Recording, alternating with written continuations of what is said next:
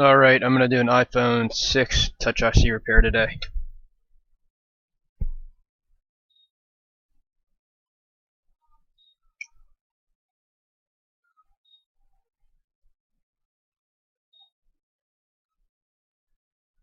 I'm going to try a different method today, so I can get this thing without, it's kind of a, not burning my fingers and then without disturbing anything.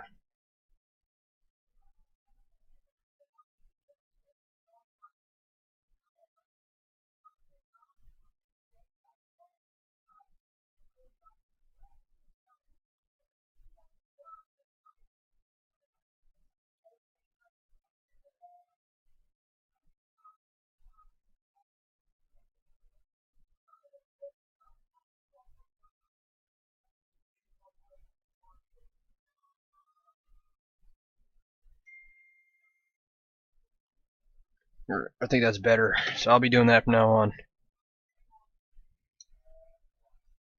I normally just do it from this side, from this angle, but if you can take a look at this, what I've noticed about the iPhone 6 is that it is usually this pad right here that's oxidized, and that's usually the cause of the Touch IC disease. For it's so for the 6 Plus, it's usually this one. So it looks like the pad might have lifted off of there, but I'm not going to touch it until hopefully it didn't, because that one's gonna be a pain in the butt to jump. And I am out of flux. Well, not out, but I'm running really low. I'm gonna see if I can swap this one.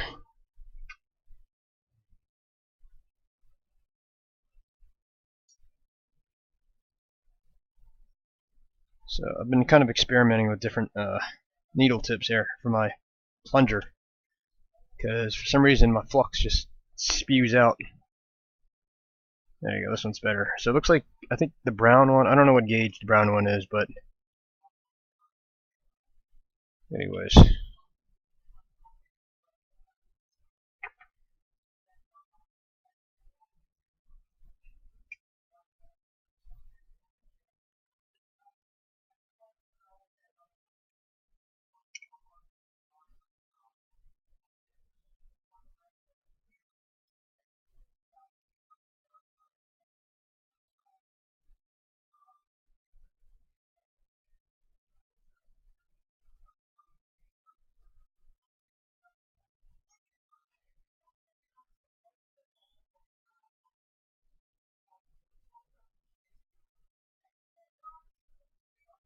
I have a real problem tinning that pad for some reason on the 6. I'll put a little more flux.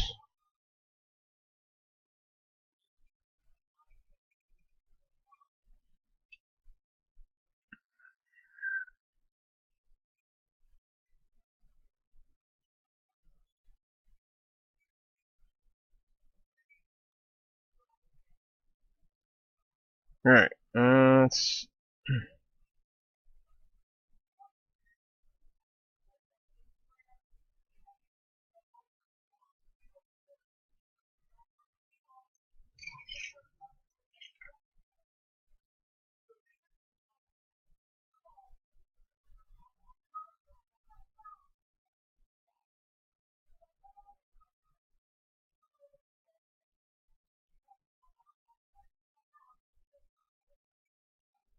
So that pad did tear, but it's still there, so I'm going to see if I can preserve it. Looks like the ground pad tore too. So let me just clean that out.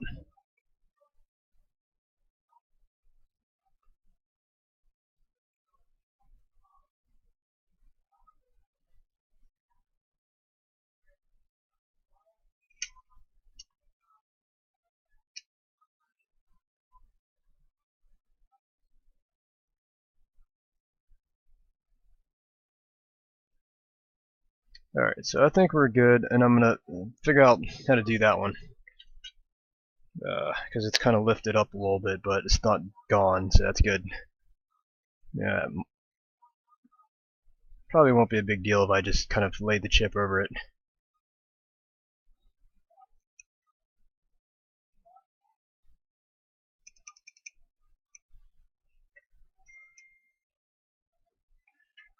Okay, and pretty sure those all. See, I'm pretty sure that's NC. These are NC, right? These are all NC, I believe. Not sure about that one. That's ground. Alright, so let's just double check ZXW real quick and find out what's going on. This one's completely gone now, so I'll just remove it. Then I'll have to run a jumper of some sort. That sucks. Yeah, let's check ZXW real. Alright, well that kind of sucks, because it looks like this is necessary, which I pulled. Never done that before. Okay, the rest are NC. So, looking at it, this one is, and probably just scrape away this via around a jumper, and then this one's got like a little bit of a via next to it, so I'm gonna do that around a jumper as well. I'm not sure what happened there. I'm not sure why those came apart. Well, no use in crying over spilled milk, right? So,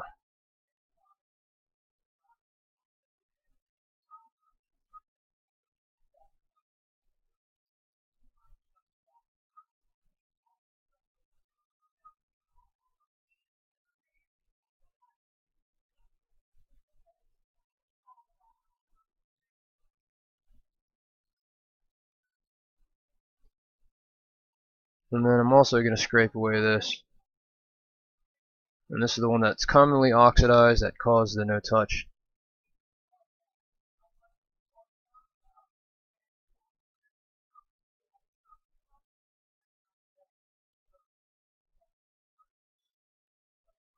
Okay, so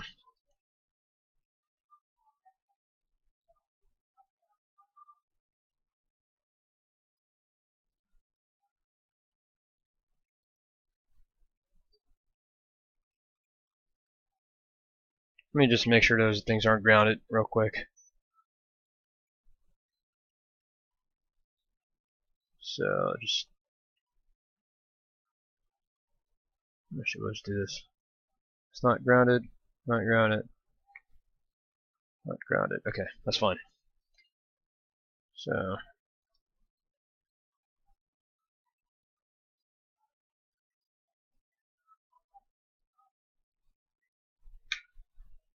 I'm going to use lead-free solder here to tin these things.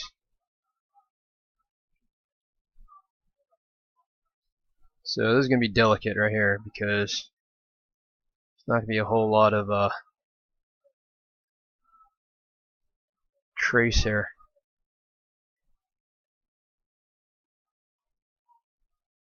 Alright, so those are tinned for now. Let me get my goot wick.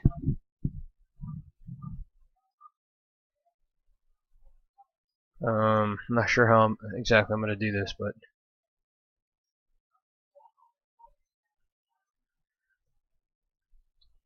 I should probably cut it first. Well, let's tin it first, and then we'll start cutting it. Alright, so we'll tin the entire thing, and we'll cut a little small strand off of it.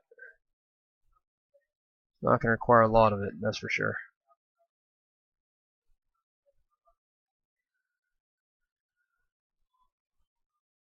That's probably about all we're going to need here, so let's just do some microsurgery.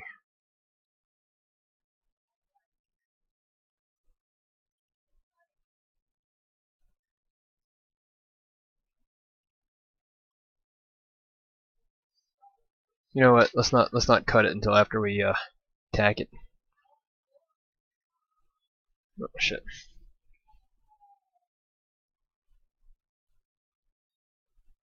I need a smaller tip here.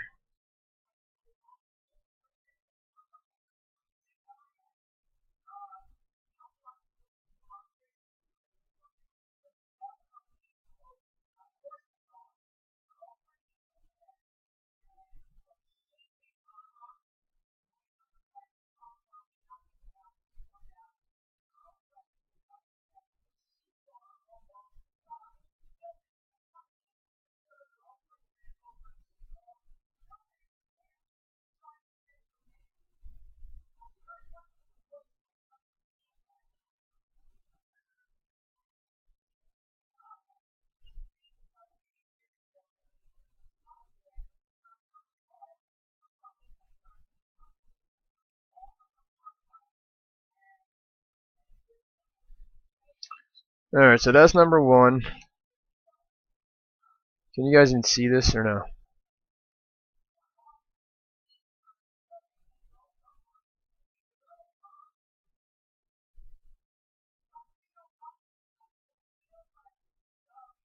Alright.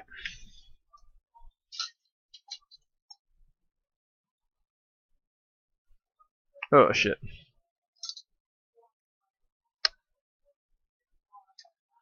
Stop.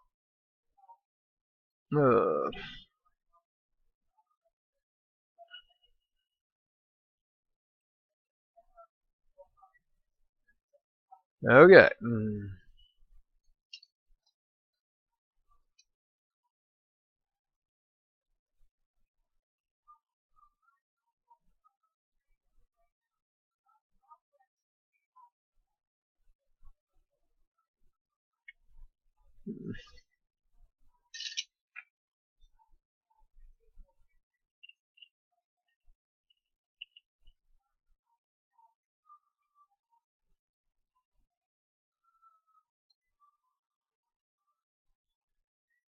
Alright, so I think that's pretty strong. We'll double check it in 2 seconds here. Alright, let's do it.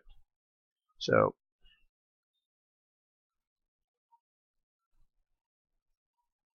alright, that's pretty strong. So let's just put a new chip on there and see if everything is good to go. Should be good.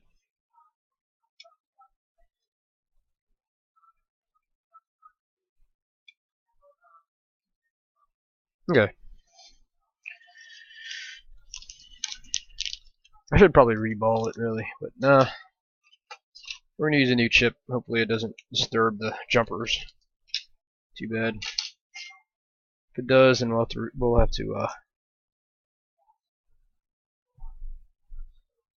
we will have to reball it and redo the jumpers most likely.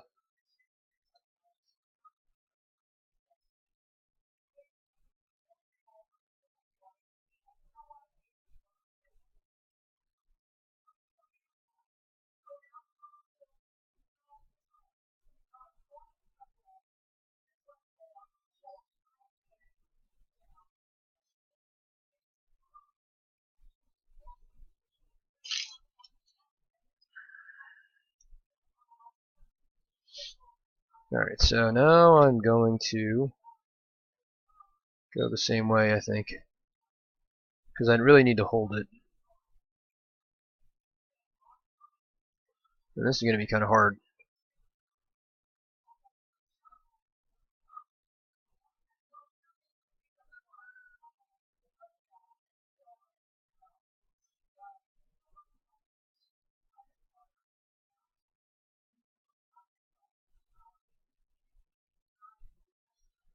So I'm going to see if I can melt it a little slow so that it kind of tacks down, and then I'll flood it with flux again. Okay, let's see if it's tight yet. Okay, it's kind of tight. It's tight enough. So let's flood this sucker with flux. And let's heat it, but we're probably not gonna shift it or anything like that, test it, because this is a delicate one. So I'm just gonna let it and wait for it to kind of wiggle a little bit, and once it wiggles, then I'm good. And I'm being very cautious with this because I have 2 jumpers that are fragile.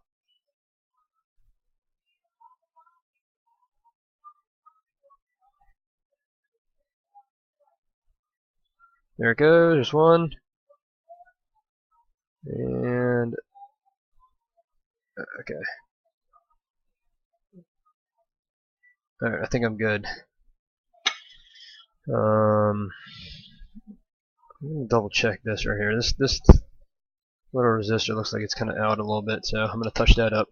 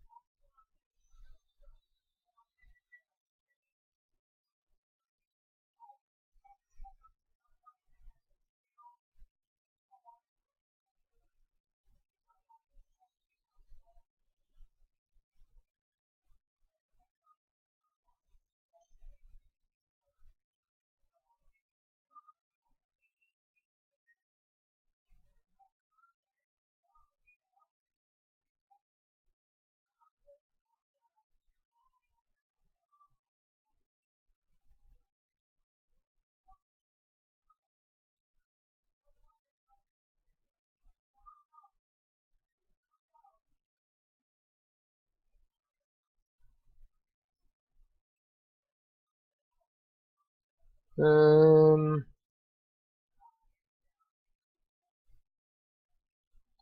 think I might have to heat it a little bit.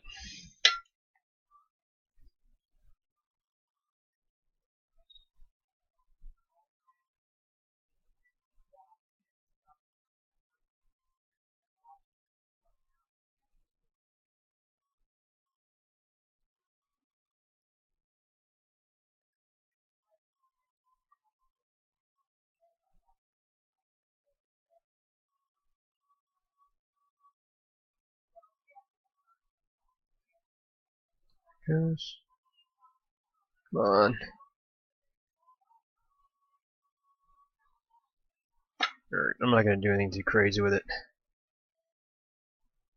Okay. I think that's good enough.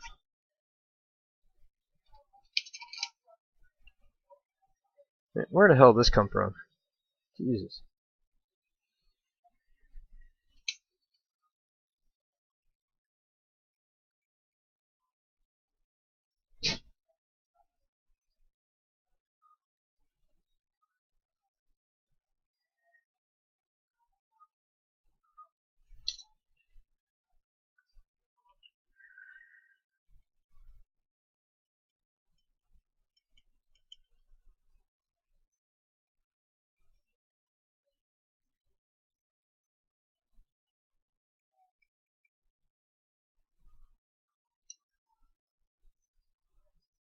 Okay, let's try it now. See if it works.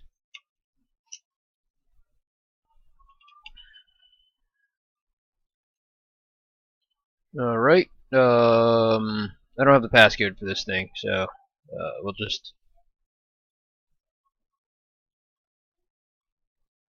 So it looks like it works. So we are good, alright. So that's so the only difference with the iPhone 6 versus the 6 Plus is that I scrape away the trace to the via for L1 and M1, and that seems to solve the problem for me. It just gives it a little bit more pad for the chip to stick onto and hopefully not break off. That seems to do the trick for me in terms of iPhone 6 Touch IC repair. Um, and that's it really. And I did have a problem early on, and I think it was mainly because I was using this cheap SRA flux, and then I switched over to a water soluble one, and it was the Amtech one. I think it was the LF 4300, and that didn't work as well. And so I just stick with just make sure you stick with Amtech NC559 now. I think that's the best flux for any kind of micro soldering work, and stick with that, and you'll be good. iPhone 6, scrape away the via. That's it. All right, good to go. Later.